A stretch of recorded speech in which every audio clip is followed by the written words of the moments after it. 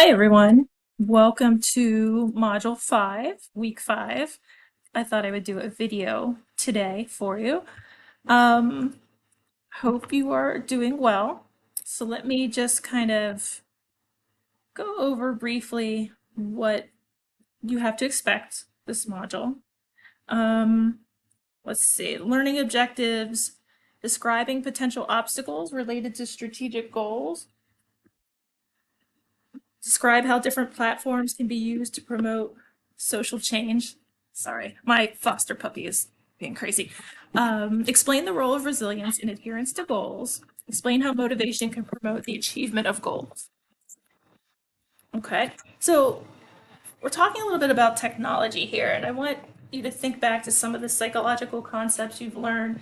One that kind of comes to mind for me is the idea of confirmation bias and how when we follow certain people on social media or read books, once we kind of make up our mind about how we feel, our opinions on things, we tend to read books that reinforce that opinion, um, seek out people on social media who share that opinion, etc. So sometimes we get this confirmation bias where we're like, okay, well, if this person thinks the same as me, then I must be right because they think it too. So when I think of technology, that's what I was thinking of. So you have two assignments this week. Okay, you're doing project 2 and a video reflection. Okay, so video reflection is pretty typical. Everyone's been doing pretty well with those. So here is the video here, and there's also a transcript. And just a reminder too that if you need to use academic support, goodness, that there's a lot of things available here. There's an external learning tool, Shapiro Library, different things on accessibility. Oops, I have a couple things open here.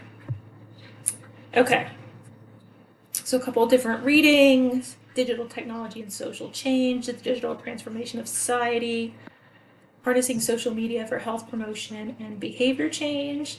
And I want you to think about, of course, social media can be used for a lot of good things. Think about the internet also as, with free speech, there's some things out there that aren't that good. There used to be, I haven't seen it lately, I don't know if they hit it, a pro anorexia website. It was called Pro Ana, and it would teach young people how to kind of wear big sweatshirts so their parents wouldn't notice their weight loss, or, kind of always just say, I just finished eating, and things like that. So, kind of the cost of free speech is that sometimes there's these other things floating out here that aren't super great. Here's a reading on overcoming adversity, social relations and technology, continuity, context, and change. The video is what is the future of technology and social change? And then some other videos here. I've seen Inconvenient Truth and Bowling for Columbine. I've actually never seen Waiting for Superman. I heard it's pretty good. There is a TED Talk here, Advocacy Through Social Media. I just want to briefly talk about Project 2. A little rubric here. In Module 1, it said how many sources you had to use for that project. You had to use 5. This one doesn't specifically say how many sources, so that's kind of up in the air. But just make sure you're citing your sources. Let me go back to this really quick. Where can I see? Oh wait. Make sure you're citing your sources correctly, and make sure that you're using. Don't just. It doesn't necessarily look better to have more sources if you only use 1 or 2. That's fine. Just make sure that you are in fact using them, because I do go back and read the sources most of the time. So just make sure you're using them and that you're not getting them mixed up. That'd be important.